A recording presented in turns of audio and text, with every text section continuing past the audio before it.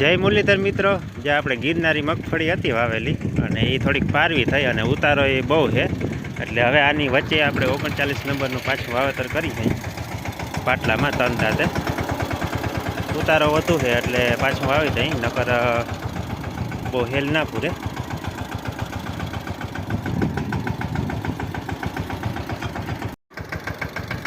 આમ સીધી હારું સોલિડ દેખાય છે, પણ આમ આડે તો જોઈએ ને એટલે ઘણું પાકું છે અને પાછી ઉતરે છે. એટલે હવે એમાં છે ને પાટલાની અંદર આપણે 39 નંબરનું વાવેતર ચાલુ કર્યું છે. હાલો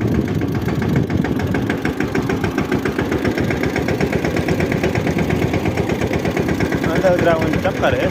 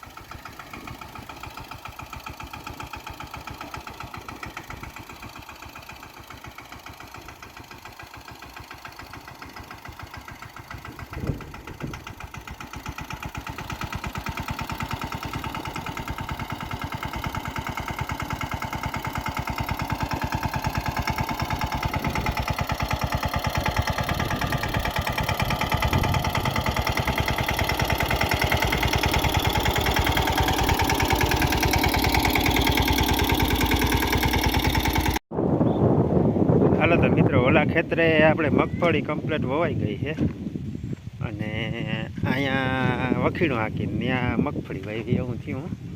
ત્યાં પાકું થઈ ગયું હતું એટલે પાટલામાં વાવવું પડ્યું. ને પાછી ગિરનાર 4 મગફળી હતી એ ઉતરતી જતી હતી એટલે હવે એમાં ચોઈપો ક્યાંય આરો આવે એમ નહોતો, પછી દતારે જ મૂકી દીધો. અને અહીંયા જો આપણે છે ને અહીંથી 39 નંબર છે અને ઓલી સાઈડ 128 નંબર મકાઈની હિતોલેથી, અને અહીંથી 39 નંબર છે. આમાં એક ફેરે આપણે વખીણું હાંકી લીધું હતું, ગારેમાં કાઢી ગયા હતા, બહારના રીમાન્યા હતા. અને આજુ ફેરે આપણે રાપું હાંકી હે એટલે કંઈક આ ખળ ડટાય, ખળ અવાર બહુ છે, અતિશય છે, ઝીણા ઉગાવો બહુ ખળનો છે. એટલે હવે અત્યારે અમે જો રાપું હાંકી હઈ અને એમાં એ આ 14ની રાપું છે એટલે 6 ઇંચની જારી રીએ છે અને 12 રીમાન્યા છે, કારણ કે દાઢા છે ને એ 8 જ છે એટલે 2 દાઢા ઘટે એમ છે.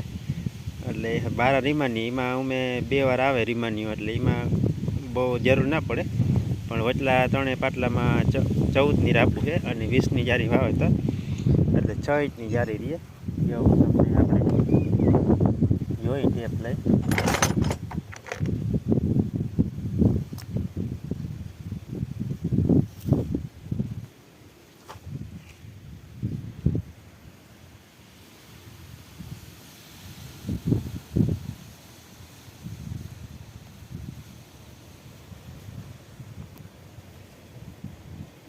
જ્યાં 6 ઇંચની જારી રીએ છે.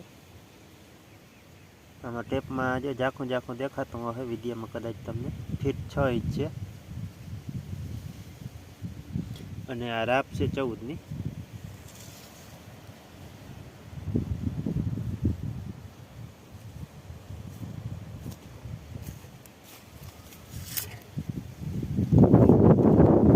વાહ એક જણને હાલવું પડે નકર આયરું પડતી આવે. એક ફેર હાલવું પડે હાકડી યારી હોય એટલે, અને હાલે કમ્પ્લીટ હાલે ભેળી જ હાલે ને, ફગાવું બહુ નથી પડતો એમ. હવે આની કરો એટલું છે હાંકવાનું, બાકી આ સાઈડ હાલી ગયું.